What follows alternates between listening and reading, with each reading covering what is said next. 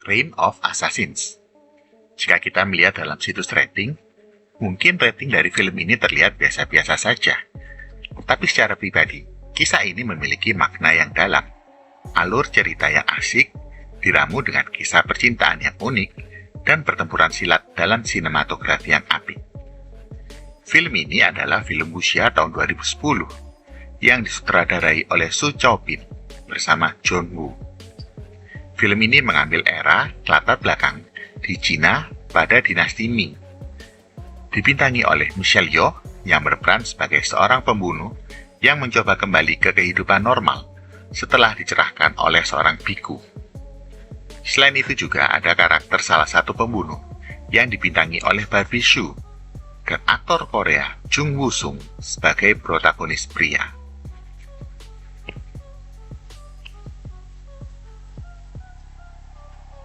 Film ini adalah sebuah film yang menceritakan kisah pencerahan seorang pembunuh bayaran yang akhirnya mendapatkan cinta sejati yang sudah ditetapkan oleh nasib dan takdir. Plot ceritanya dibuka tentang mumi jenazah biksu Buddha India yang legendaris. Bodhi diyakini memiliki kekuatan bagi yang memilikinya. Sebuah organisasi pembunuh bayaran, geng batu hitam, mendapatkan info bahwa setengah dari jasad mumi ada di tangan Perdana Menteri Chang, dan geng batu hitam mengirim pembunuh untuk merebutnya. Dalam perampokan tersebut, mereka membunuh Perdana Menteri Chang dan putranya Ren Feng. Drizzle adalah salah satu pembunuh utama dari geng batu hitam. Dia mencuri mumi tersebut dan melarikan diri. Dalam pelariannya, dia bertemu dengan biku kebijaksanaan. Setelah membunuh Ren Feng yang mengejarnya di atas jembatan, biku kebijaksanaan adalah ahli bela diri yang sangat ulung. Ia menunjukkan kepada Drizzle bahwa ilmu pedangnya memiliki 4 kelemahan fatal. Biku ini memperingatkan bahwa Drizzle dapat dibunuh oleh seorang master, dan dia mencoba membujuknya untuk membuka lembaran baru dan meninggalkan kehidupan seorang pembunuh. Biku ini mencoba mencerahkannya dengan berakhir dengan tewas di tangan Drizzle. Setelah kematian Biku, Drizzle dibebani dengan kesedihan dan rasa bersalah. Ia memutuskan untuk meninggalkan cara hidupnya yang lama. Dia pergi ke ahli bedah terkenal dan mengubah penampilannya, dan dia mengambil identitas Cheng Jing, pedagang kain biasa. Cheng Jing menarik perhatian seorang pembawa pesan Aseng yang akhirnya dinikahi. Pemimpin geng batu hitam, Raja Roda, merekrut dan melatih pembunuh baru, Turquoise, seorang gadis tanpa ampun yang membunuh tunangan dan mertuanya pada malam pernikahannya. Geng batu hitam masih mengejar Drizzle dan jenazah mumi. Di waktu yang bersamaan, salah satu anggota teratas mereka dibunuh secara misterius. Suatu waktu, Cheng Jing dan Aseng berada di bank saat terjadi perampokan. Saat geng perampok menghunus pedang mereka, Cheng Jing mengalahkan mereka karena nyawa mereka terancam.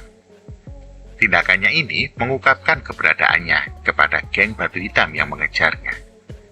Raja Roda memanggil 3 pembunuh dalam gengnya untuk memburu Drizzle. Mereka menemukannya meskipun penampilannya sudah berubah saat ini. Drizzle menyatakan bahwa dia hanya ingin menjalani kehidupan normal. Dan Raja Roda menjanjikan kebebasannya untuk Aseng dan dirinya dengan imbalan setengah dari mumi yang diambil dan membantu mengumpulkan setengah lainnya. Setelah geng batu hitam mendapatkan setengah mumi, mereka menolak untuk melepaskannya. Terjadi pertarungan yang membunuh sang penyihir. Drizzle pulang dengan luka dan pingsan di hadapan Aseng. Li Bin dan Turquoise mengikutinya, tetapi dihentikan oleh Aseng yang mengejutkan mereka dengan mengeluarkan sepasang pedang Chenji. Li Bin mengenalinya sebagai senjata Ren Feng. Li Bin terbunuh dan Turquoise melarikan diri. Aseng membawa Drizzle ke ahli bedah yang merawat luka Drizzle dan memberitahu Ren Feng bahwa semuanya sudah ditakdirkan. Dalam kilas balik mengungkapkan bahwa nama sebenar dari Aseng adalah Ren Feng, yang sebenarnya tidak mati karena pedang dari Drizzle.